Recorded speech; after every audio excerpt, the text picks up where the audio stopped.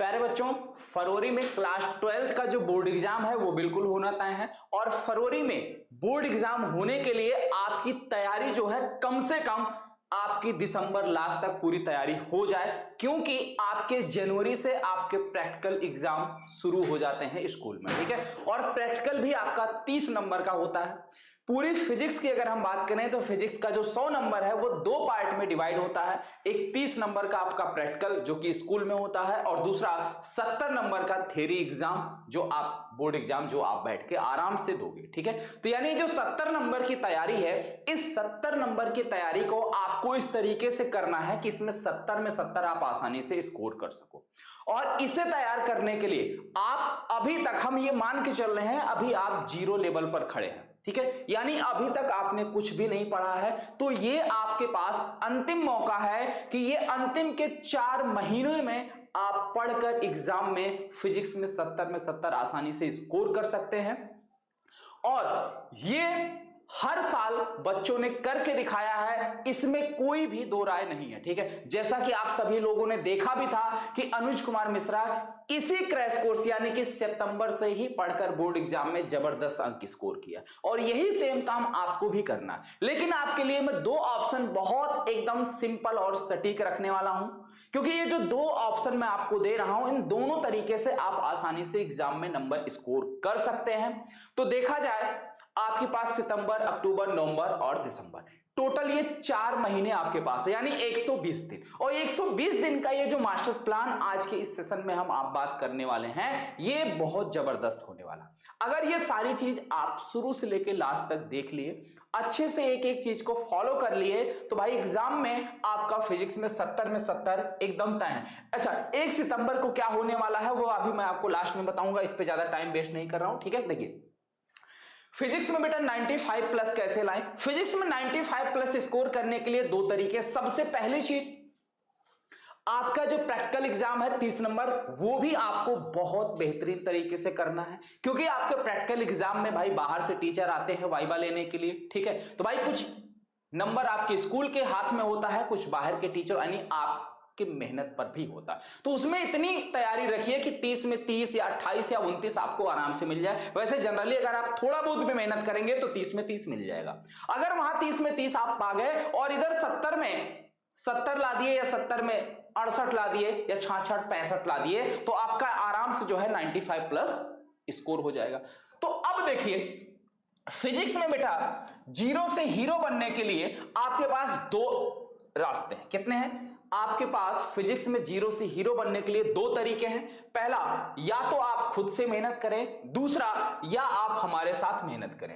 देखिए, अगर किसी भी चीज का आपको साथ मिल जाता है, जैसे अगर कोई दिया जल रहा है और उसी दिया में यानी कि कहीं भी आग लगी हुई है, ठीक है, दिया छोड़ो भाई, कहीं भी मान लीजिए अगर आग लगी है और उस आग में अगर घी डाल दिया जाए तो आग और तेज बढ़ जाती है। तो ऐसा ही कुछ समझो, अगर बोर्ड एग्जाम की तैयारी करने की आग आपके सीने में लगी हुई है तो उस आग में घी डालने का काम मैं कर दूंगा। ठीक है, यानी अगर आप हमारे साथ तैयारी करते हैं तो जो बोर्ड एग्जाम की तैयारी करने की आग आपके सीने में लगी हुई है, उस आग में घी का काम हम बहुत आराम से कर देंगे। ठीक है, और आपकी तैयारी जो है बहुत बेहतरीन और बहुत जल्दी ही पूरी भी हो जाएगी।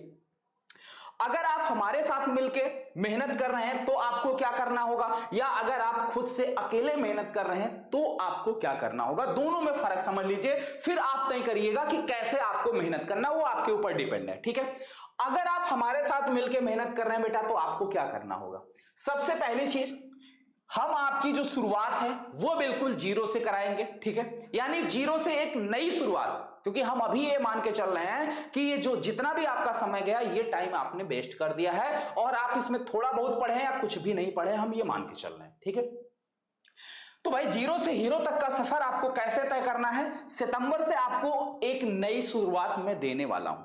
सितंबर से एक नई शुरुआत मैं आपको देने वाला हूं, जिसमें सबसे इंपॉर्टेंट चीज यह है कि हर कुछ आपको चैप्टर नंबर 1 से, नई शुरुआत का मतलब यानी रीस्टार्ट का मतलब ही कि 0 से फिर से जो है 0 से सारी चीजें शुरू की जाएगी। 0 से आपको हीरो बनाने का काम यहां पे किया जाएगा सितंबर से। इसके लिए आपको सिर्फ एक काम करना है, वो एक काम ये है बेटा कि जो भी लेक्चर है, लेक्चर को आप फोकस के साथ अटेंड करें और कम से कम डेली 1 घंटे उस पर प्रैक्टिस करें, उसका रिवीजन करो, उसका जो है अभ्यास करो। ये भाई डेली है, क्योंकि मैक्सिमम बच्चों के साथ सबसे बड़ी समस्या यही है, हमने देखा भी है कि बच्चे जो है वो रिवीजन नहीं करते हैं। यानी वो क्या करते हैं, क्लास तो अटेंड कर लिए, पता चला आप स्कूल जा रहे हैं, स्कूल में जो पढ़ाया गया स्कूल में पढ़ के आ गए, कोचिंग जा रहे हैं, कोचिंग में जो पढ़ाया गया वो पढ़ के आ गए, लेकिन घर पर बैठकर उसका रिवीजन नहीं किए। तो बेटा अगर आप घर पर बैठकर उसका रिवीजन नहीं करोगे तो भाई दिक्कत है, बहुत दिक्कत है। तो जितना ज्यादा आप रिवीजन करोगे, रिवीजन के लिए भाई मैं बहुत ज्यादा समय नहीं मांग रहा हूं, ये जो समय है रिवीजन का, अगर ये डेली आप 1-1 घंटा इन्वेस्ट करते हैं तो आपका ये जो 1 घंटा इन्वेस्ट कर रहे हैं, इस 1 घंटे इन्वेस्ट का परिणाम इतना अच्छा होगा आप सपने में भी नहीं सोच सकते हैं। कैसे? जो भी क्लास आपने किया उस क्लास का रिवीजन किया, उस क्लास में जो भी होमवर्क मिला आपने किया, होमवर्क नहीं मिला तो उस क्लास में जो भी टॉपिक आपको समझाया गया है उस टॉपिक का आप एनसीईआरटी का बुक उठा लीजिए, बुक उठा के खुद से प्रैक्टिस कीजिए, ठीक है। और सबसे इंपॉर्टेंट चीज बेटा, सबसे इंपॉर्टेंट बात, ये जो फिजिक्स है, ठीक है, हमने आपको पहले ही बताया फिजिक्स में 70 में क्या क्या चीजें आपकी पूछी जानी है। तो 70 में जो आपका आएगा भाई, थ्योरी आएगा, डेरिवेशन आएगा, न्यूमेरिकल आएगा, एमसीक्यू आएगा। और पिछले 3 साल से ये चीज हम देखते आ रहे हैं और आप लोग को भी हमने दिखाया है मॉडल पेपर के जरिए कि जो फिजिक्स के क्वेश्चन का लेवल है ये नॉर्मल नहीं है। फिजिक्स के क्वेश्चन का जो बेटा लेवल है वो नॉर्मल नहीं है, यानी आप रट के फिजिक्स को पढ़ नहीं सकते हैं। तो भाई जब हम रट के नहीं पढ़ सकते हैं तो इसका मतलब यह है कि हमें फिजिक्स के बेसिक कॉन्सेप्ट को बहुत ही गहराई से यानी गहनता से समझना होगा। और ये कब संभव है? ये भाई गहराई से गहनता से आप अकेले उस चीज को कर दिखाएं, ये थोड़ा कठिन कार्य है। लेकिन अगर वही चीज आप हमारे साथ में कर रहे हैं, क्योंकि आपको उस गहनता में, उस गहराई से समझाने का काम मैं यहां पे कर रहा हूं, तो अगर आप मेरे साथ ये काम कर रहे हैं तो भाई ये भी आपके लिए बहुत आसान बन जाएगा, कोई मुश्किल काम नहीं। अब देखिए ये जो 70 नंबर का आपका पेपर है, इस 70 नंबर के पेपर में थ्योरी है, डेरिवेशन है, न्यूमेरिकल है, एमसीक्यू क्वेश्चन, बहुविकल्प है। अब अगर हम सबसे जिसे आप लोग सबसे आसान समझते हो ना, एमसीक्यू, जिसे आप सबसे आसान समझते हो एमसीक्यू, ये भाई यकीन मान लीजिए आप, ये पिछले 3 साल का जो पेपर आ रहा, अगर मैं आपको, ठीक है, अगर मैं आपको पेपर उठा के दे भी दूं और पेपर के साथ साथ आपको आपका पूरा नोट्स भी दे दूं कि ये लो आप अपना पूरा नोट्स और 3 घंटे के अंदर पेपर लिख के दिखाओ, तो भी बेटा आप 3 घंटे के अंदर पेपर नहीं लिख पाओगे। इसके पीछे का क्या कारण है? इसके पीछे का सबसे बड़ा रीजन यह है कि भाई जो भी क्वेश्चन आ रहा है, क्वेश्चन का लेवल नॉर्मल नहीं है, मतलब क्वेश्चन गहराई से पूछे जा रहे हैं, गहनता से पूछे जा रहे हैं। तो उसका आंसर अगर आपको तैयार है तब आप 3 घंटे में कर सकोगे, लेकिन अगर खोज के आंसर लिखा जाए तो आप नहीं कर पाओगे, ये याद रखिएगा, ठीक है। तो एमसीक्यू जिसे आप आसान समझते हैं, इसमें भी आपकी जो क्वेश्चन पूछने का तरीका है वो थोड़ा डिफरेंट है, बिल्कुल कॉन्सेप्ट वाले क्वेश्चन है। जब तक आपको कॉन्सेप्ट नहीं पता होगा तब तक आप सबसे आसान क्वेश्चन एमसीक्यू को भी नहीं कर पाएंगे। इसीलिए हमारा टारगेट बेटा यही है कि आप सब कुछ, ठीक है, इधर उधर रटने वाली चीजें छोड़िए और जैसे जैसे हम आपको कॉन्सेप्ट की गहराई में एकदम गहनता से स्टडी करा रहे हैं वो चीज आप करते चलिए। अब देखिए हर एक चीज के लिए हम क्या स्ट्रेटजी रखने वाले हैं उसे देखिए।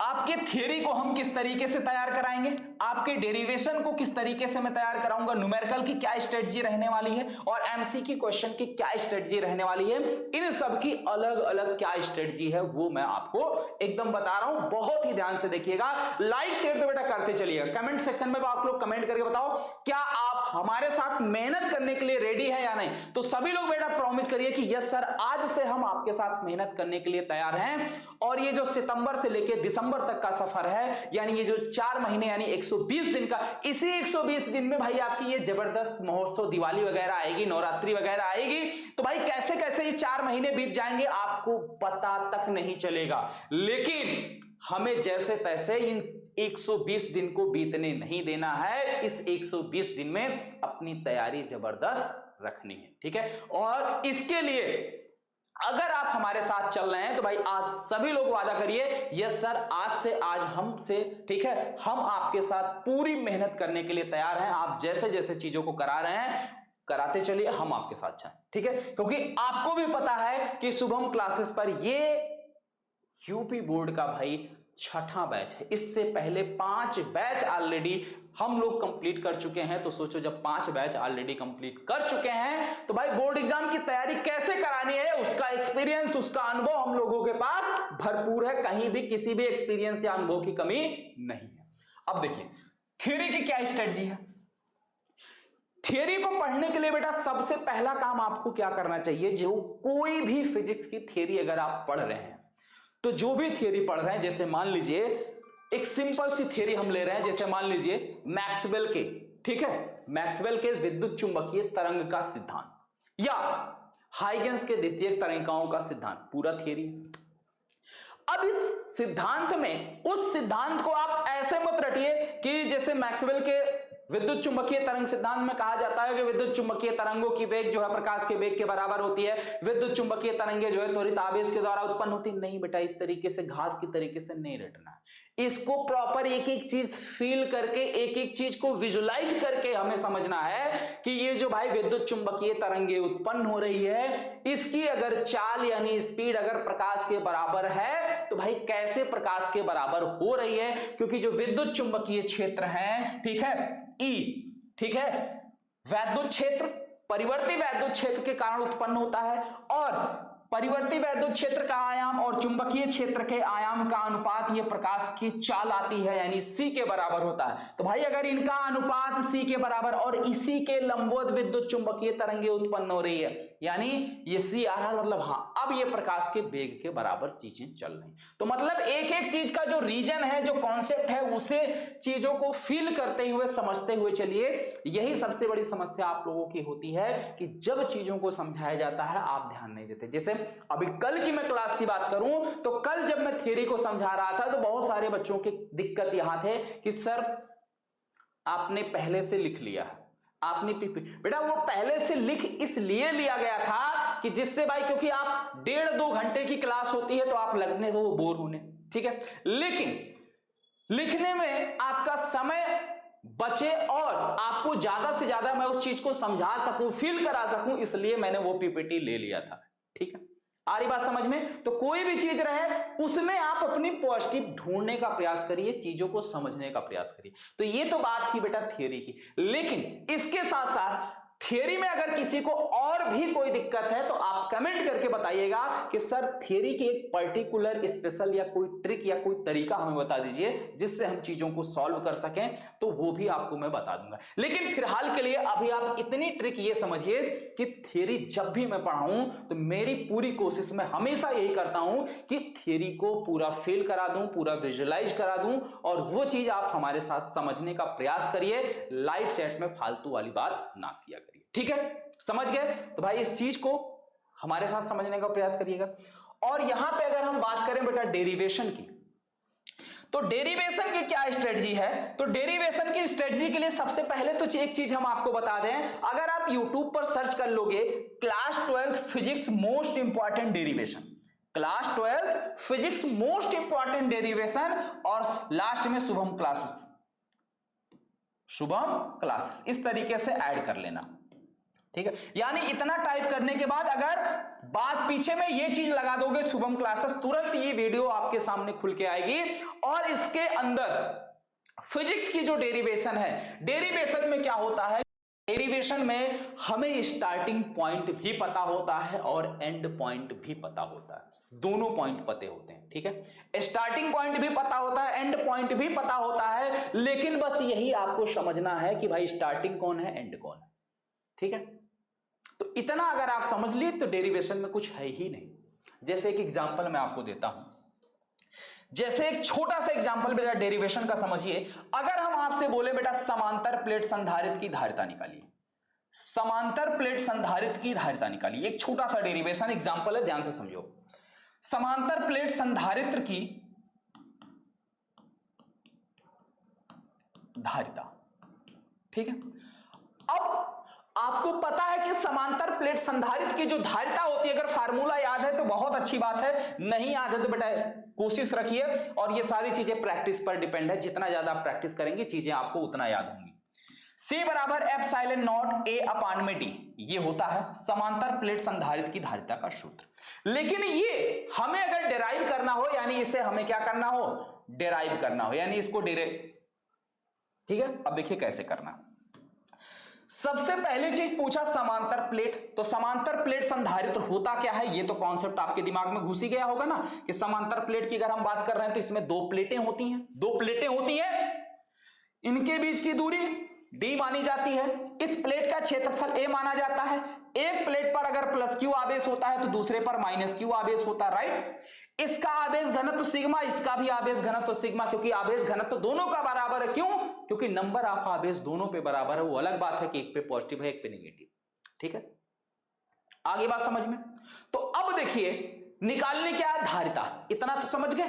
धारिता बराबर होता क्या है, C बराबर होता है Q अपान में B, Q अपान में B धारिता का ये सूत्र होता है, जहां Q क्या है, प्लेट पर उपस्थित आवेश की मात्रा, V क्या है, प्लेट के बीच का विभवांतर। तो हमें प्लेट पर उपस्थित आवेश तो पता है कितना है, Q है, लेकिन हमें प्लेट के बीच विभवांतर नहीं पता है। तो अब हमारे दिमाग में बात क्लिक की ना, हमें क्या निकालना है, हमें निकालना है बेटा विभवांतर। क्या निकालना है, हमें निकालना है विभवांतर। अब एक प्लेट पर प्लस है, एक प्लेट पर माइनस आवेश है, यहां से डायरेक्ट विभवांतर निकलेगा कैसे निकलेगा। तो भाई इतना तो पता है कि अगर प्लस आवेश है माइनस आवेश है, या दोनों में से कोई एक अकेला आवेश है, तो वैद्युत क्षेत्र होगा ही होगा। तो भाई अगर दोनों आवेश हैं तो दोनों आवेशों के कारण इस प्लेट के चारों तरफ वैद्युत क्षेत्र कितना होगा, बाहर वैद्युत क्षेत्र 0 होगा, यहां भी वैद्युत क्षेत्र 0 होगा। क्यों, क्योंकि जितना प्लस के कारण होगा उतना माइनस के कारण होगा, कैंसिल हो जाएगा, दिशा अलग हो जाएगी। और अंदर जो वैद्युत क्षेत्र होगा वो कैंसिल नहीं होगा, अंदर वैद्युत क्षेत्र कितना होगा, E बराबर सिग्मा बटे एप्सिलॉन नॉट। गॉस के नियम के अनुप्रयोग नंबर 2 में ये चीज आप पढ़े कि अगर कोई चालक प्लेट है तो उसके कारण जो वैद्युत क्षेत्र की तीव्रता होती है, याद रखिएगा हमेशा समांतर प्लेट के मध्य वैद्युत क्षेत्र की तीव्रता E बराबर सिग्मा बटे एप्सिलॉन नॉट होती है। ठीक, समझ गए। अब E मिल गया, तो V बराबर होता क्या है, V बराबर होता है E into D, E into D. ठीक है, तो E हमें मिल गया। अब E की जगह रख दीजिए सिग्मा बटे एप्सिलॉन नॉट तो इंटू डी, रख दिया, ओके। अब सिग्मा क्या है, सिग्मा है बेटा आवेश घनत्व, सिग्मा क्या है, आवेश घनत्व। सिग्मा बराबर होता क्या है, कुल आवेश बटे क्षेत्रफल। तो अब सिग्मा की जगह ये मान रख दीजिए Q upon A epsilon not और इंटू डी। ठीक है, अब ये उठा के यही उठा के यहां पे रख दीजिए, क्योंकि यहां पे भाई Q है, Q अपान V, तो C बराबर देखिए Q की जगह Q ही रखिए, इसकी जगह V की जगह Q इंटू डी और बटे एप्सिलॉन नॉट A। अब एप्सिलॉन नॉट A चला जाएगा ऊपर, तो C बराबर देखिए Q से Q कैंसिल हो गया, एप्सिलॉन नॉट A चला गया ऊपर और ये नीचे आ गया भैया D, नीचे आ गया D। देखो कितना आसान, समझ में आ गया, समझ में आ गया, एकदम आसानी से बात समझ में आ गई। तो यानी इस तरीके से हमें चीजों को पता लगाना है, चीजों को थोड़ा सा दिमाग को संयम रखिए, कंसंट्रेट रखिए। बेसिक जो धारिता की परिभाषा होती है, देखिए धारिता की परिभाषा से ही हमारा डेरिवेशन निकल के आ गया और उसी परिभाषा से हमें यह पता चल गया कि हमें किस दिशा में आगे बढ़ना है। तो बेटा जितने भी आपके फिजिक्स में डेरिवेशन है, हर एक डेरिवेशन अगर आपको परिभाषा क्लियर है तो सब कुछ आपका क्लियर हो जाएगा, कहीं पे भी आप फंसोगे नहीं, कहीं आपको दिक्कत नहीं होगी। राइट, बात समझ में आ गए। तो उसी तरीके से और डिटेल में इसके अंदर बहुत सारे 2-3 डेरिवेशन को हमने सॉल्व किया है, तो आप आराम से इस चीज देख सकते हैं। इस तरीके से बात हो गई थ्योरी की, डेरिवेशन की। अब देखिए न्यूमेरिकल की क्या स्ट्रेटजी है, तो ये है भाई न्यूमेरिकल की स्ट्रेटजी। सेम वही चीज न्यूमेरिकल में क्या होता है कि दिए गए क्वेश्चन को आप ध्यान से पढ़ें, क्वेश्चन ध्यान से पढ़ें और उसमें यह चीज पता लगाने की कोशिश करें कि क्या दिया है। तो जब आप ये निकाल लोगे क्या दिया है और क्या निकालना है, फिर उसको एक साथ लिखिए और फिर सबको एक साथ देखिए और दिमाग पर थोड़ा सा जोर डालिए और ये सोचने की कोशिश करिए कि ऐसा कौन सा फार्मूला है जिसमें ये सारी चीजें आ रही हैं, ऐसा कौन सा फार्मूला है जिसमें ये सारी चीजें आ रही है। तुरंत दिमाग में आएगा। अगर आप पढ़े हैं, अभ्यास किए हैं, प्रैक्टिस किए, तुरंत आपके दिमाग में आएगा, अच्छा ये फार्मूला है। और अगर नहीं पढ़े, नहीं अभ्यास है, तो उसका दूसरा तरीका ये है कि आप जिस चैप्टर का न्यूमेरिकल सॉल्व कर रहे हैं उस चैप्टर के जितने फार्मूले हैं उसको आप अपने सामने एक रफ शीट पर लिख के रखिए, शीट पर देखिए, अच्छा ये फार्मूला लगेगा। आप इस तरीके से अगर किसी भी चैप्टर के न्यूमेरिकल को 2 से 3 बार लगा लिए, अगर फार्मूला नहीं याद है, फार्मूले की शीट बगल में रख के काम कर लिए, तो आपको 2-3 बार अगर अभ्यास कर लिए तो आपको फार्मूला भी याद हो जाएगा और क्वेश्चन न्यूमेरिकल करने में आपको महारत भी हासिल हो जाएगी, यानी आप उसमें परफेक्ट भी हो जाओगे। ये दोनों बातें याद रखिएगा, ठीक है। तो भाई किसी भी चीज को रटना नहीं। अब ये मत सोचो कि फार्मूला नहीं पता तो सबसे पहले हम फार्मूला रटे तब न्यूमेरिकल करें, नहीं, फार्मूला रटो नहीं, फार्मूले को जैसे मैंने बताया एक पेज पे रखिए और न्यूमेरिकल लगाइए। बार बार जब आप उस पर अभ्यास करेंगे, प्रैक्टिस, जितना समय आप रटने में लगाएंगे उतने समय में आप क्वेश्चन कर लेंगे। फिर उसको एक बार दोहरा लीजिए, फिर एक बार और रिपीट कर लीजिए, बस 3 बार में काम हो गया आपका, ठीक है। इसके अंदर भी देखिए न्यूमेरिकल की सीरीज में मैंने ये चीज आपको बताया था कि फिजिक्स के न्यूमेरिकल को किस तरीके से करें, मोस्ट 100 इंपॉर्टेंट न्यूमेरिकल की सीरीज स्टार्ट की थी, ठीक है। इसके अंदर देखिए 4 वीक पहले, तो इसको भी आप इस तरीके से सर्च करोगे यूट्यूब पे, physics most important numerical free series, ठीक है, या physics most important question Shubham classes, तुरंत ये चीजें आपके सामने आ जाएगी, ठीक है। चलिए अब बात करते हैं बेटा एमसीक्यू क्वेश्चनों की क्या स्ट्रेटजी है। तो जो आजकल एमसीक्यू क्वेश्चन पूछे जा रहे हैं ये भैया आपके डायरेक्ट एमसीक्यू क्वेश्चन नहीं है, या तो किसी का फार्मूला है, एमसीक्यू क्वेश्चन में या तो फार्मूला पूछा गया है या तो छोटा सा न्यूमेरिकल पूछा गया है, ठीक है, ये छोटा सा न्यूमेरिकल पूछ लिया गया है, या फिर किसी भी स्टेटमेंट का बेसिक कॉन्सेप्ट क्या है वो पूछ लिया गया है,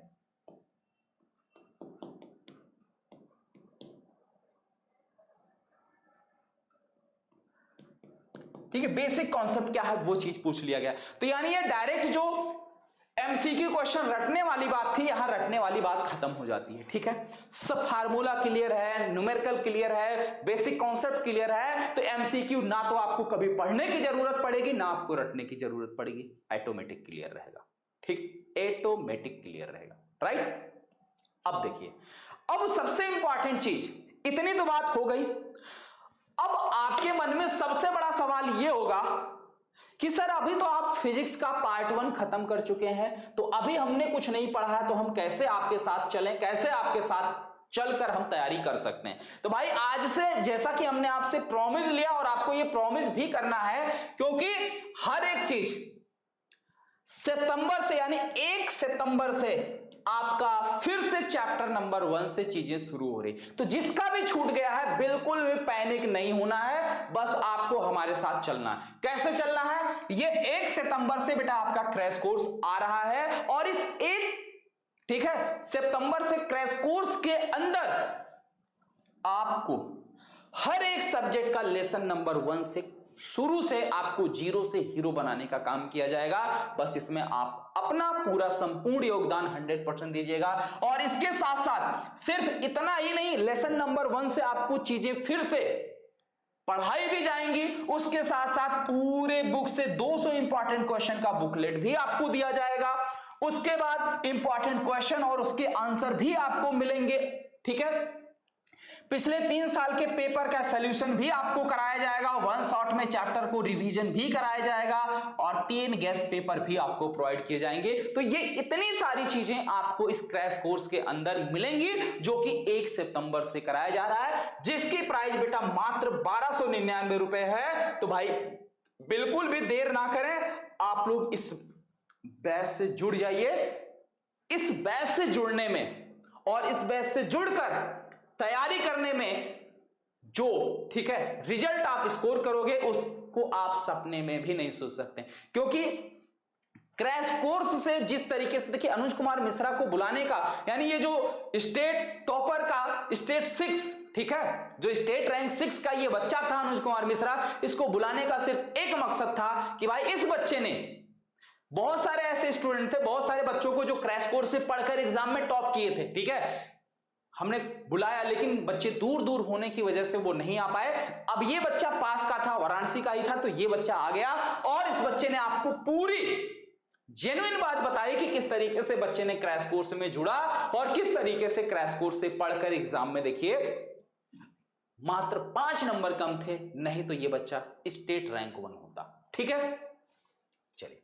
और अगर देखिए भाई, अगर आप हमारे साथ नहीं चलना चाहते हैं, अगर आप खुद से मेहनत करना चाहते हैं भाई, अलग से आप खुद से मेहनत करना चाहते हैं, तो भाई सिंपल सी बात है, इसके लिए आपको जितनी मेहनत आप करें वो आपके ऊपर डिपेंड है। इसमें आप अपने अकॉर्डिंग टाइम टेबल बनाएं, इसमें आप अपने अकॉर्डिंग टाइम टेबल बनाएं, लेकिन बेटा जो भी टाइम टेबल बनाएं इसे 100% जेन्युइन तरीके से फॉलो करें।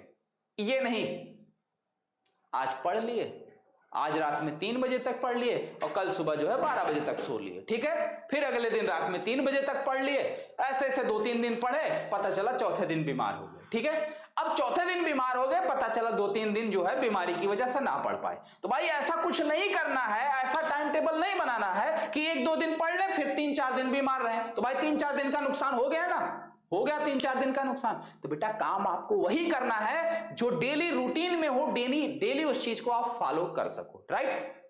ठीक है, तो भाई इसके लिए जिस तरीके से भाई अगर आपको खुद से मेहनत करनी है तो इसकी स्ट्रेटजी भी आपको खुद से बनानी है।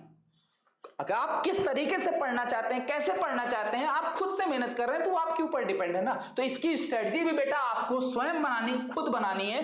ठीक है, लेकिन जो अगर हमारे साथ पढ़ रहे हैं तो हमारे साथ पढ़ने की स्ट्रेटजी क्या है वो मैंने आपको बताया, किस तरीके से आप हमारे साथ चलें और जो पीछे छूट गया है उसकी टेंशन भी छोड़े, उसका टेंशन भी आप हमें दें, वो टेंशन लेके हम आपको पढ़ा देंगे, टेंशन वाली बात नहीं है। ठीक है, अब होता क्या है, अभी भी जो बच्चे सीरियस नहीं होते हैं, फिर धीरे धीरे एग्जाम पास आता जाता है भाई, उनको फिर टेंशन इस बात की आती है बस किसी तरीके से पास हो जाए, यहां प्रेशर बढ़ने लगता है। तो भाई ये प्रेशर कुकर नहीं है, ठीक है, इसको प्रेशर कुकर मत बनाओ, क्योंकि प्रेशर कुकर बनाओगे तो भाई प्रेशर कुकर में भी ज्यादा प्रेशर बढ़ने पर कुकर की सीटी बच जाती है। तो यहां अगर ज्यादा प्रेशर बनाओगे ना तो आपकी भी सीटी बच जाएगी। तो भैया उससे अच्छा है कि हम प्रेशर बनने ही क्यों दें, आज से और अभी से जो संजीव सर कह रहे हैं, संजीव सर के साथ हम अपनी तैयारी शुरू करें। तो क्योंकि भाई Sanjeev sir already 5 batch complete कर चुके हैं, तो उन्हें पूरा पता होगा कि कैसे तैयारी करानी है,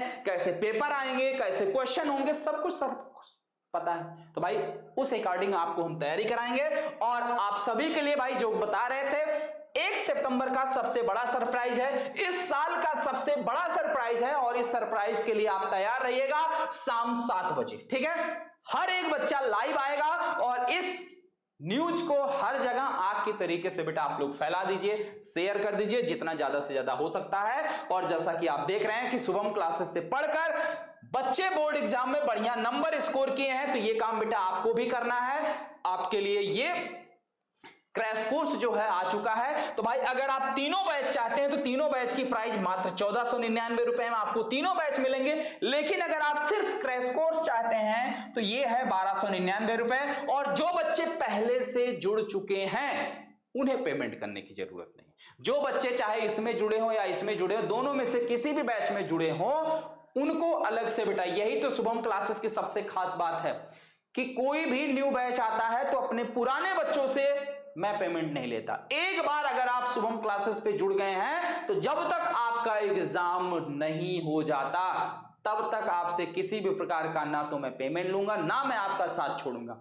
यानी एक बार अगर आपका हाथ पकड़ा तो भाई जब तक आपका एग्जाम पार नहीं हो जाता, आपका ये सफर जीरो से हीरो बनने का सफर जब तक आपका पूरा नहीं हो जाता, तब तक आपको, ठीक है, शुभम क्लासेस का साथ रहेगा और साथ लेके चलेंगे। ठीक है, देखिए ये भाई क्वेश्चन का बुकलेट का फ्रंट पेज है। और जैसा कहा है ब्रह्मास्त्र, ये भैया वाकई में एक आपके बोर्ड एग्जाम के लिए ब्रह्मास्त्र ही है। ठीक है, ये आपकी क्लास 10 12 दोनों बच्चों के लिए है। तो भाई बैच से जुड़ने में आप बिल्कुल भी देरी ना करें। बैच से जुड़ने के लिए आप इस दिए गए नंबर पर कॉल, मैसेज, व्हाट्सएप करें, क्योंकि सितंबर यानी जब आपका क्रैश कोर्स शुरू हो तो उससे पहले आप ऑलरेडी बैच में जुड़ चुके हो। ठीक है, ऐसा नहीं कि क्रैश कोर्स 2-3 दिन चल जाए फिर आप बैच में जुड़े, तो फिर बेटा आप 2-3 दिन पीछे हो जाओगे ना, फिर 2-3 दिन का बैकलॉग लग गया आपका। अब वो 2-3 दिन का बैकलॉग आप कैसे कवर करोगे बेटा? बहुत दिक्कत। आपके मन में जरूर ये बात होगी कि नहीं सर हम कवर कर लेंगे, लेकिन ये 100% सही बात है कि बेटा वो कवर नहीं हो पाता है। ठीक है, क्योंकि हम भी कभी स्टूडेंट थे और आप अभी हैं, भले आपको नहीं यकीन हो रहा होगा मेरी बातों पे, लेकिन जब 2-4 दिन बीत जाएगा, महीने बीत जाएंगे, तब आपको लगेगा हाँ सर सही बोल रहे थे, जो हमारा बैकलॉग लगा है वो कवर नहीं हो पा रहा। फिर आप कमेंट करोगे सर हमारा बैकलॉग लग गया है, उसे हम कैसे कंप्लीट करें, तब फिर सर से पूछोगे। ठीक है, तो लेकिन सर फिर वही बात आपसे बोलेंगे, बेटा आपने जुड़ने में देर की है। फिर आपको भाई जाहिर सी बात है, सर से आप जब जब मदद मांगोगे बेटा सर आपको निराश नहीं करेंगे, हमेशा आपकी मदद के लिए तैयार रहेंगे। राइट है, चलिए ठीक है। और जो बच्चे किसी और से पेमेंट कराना चाहते हैं वो इस QR कोड पर स्कैन करके, ठीक है, जो भी बैच की प्राइस है 1299 रुपए क्रैश, उसका सक्सेसफुल का स्क्रीनशॉट इस दिए गए नंबर पर भेज दीजिएगा, आपको 15 मिनट के अंदर बैच में जोड़ दिया जाएगा। ठीक है भाई, क्लियर है? और धन्यवाद भाई सभी का। और सभी बच्चे, जितने भी बच्चे हमारे साथ प्रॉमिस किए हैं, उन सभी बच्चों का बहुत बहुत धन्यवाद। और इस सेशन को ज्यादा से ज्यादा लाइक शेयर कर दीजिएगा, जिससे आप सब भी अच्छी तरीके से एग्जाम में तैयारी कर सकें और आपके यार दोस्त तक भी ये वीडियो पहुंच सके, वो भी अपने बोर्ड एग्जाम की एकदम बेहतरीन तरीके से, जबरदस्त तरीके से तैयारी कर सकें। और याद रखिए हमारी इस बात को कि कोई भी काम टेंशन लेके या प्रेशर में आके नहीं करना। ठीक है, बिल्कुल रिलैक्स होके, और रिलैक्स होके काम करना, क्योंकि रिलैक्स होके काम करोगे तभी बात बनेगी और तभी मजा भी आएगा। ठीक है, क्योंकि प्रेशर और टेंशन रहेगा तो भाई मजा भी नहीं आएगा और काम भी सही से नहीं होगा। ठीक है भाई, तो चलिए मिलते हैं नेक्स्ट सेशन में। तो कमेंट जरूर करिएगा कि आज की ये वीडियो आपको कैसी लगी है, सारी चीजें समझ में आ गई भाई। ठीक है, और जो हमने कहा है याद रखिएगा। ओके।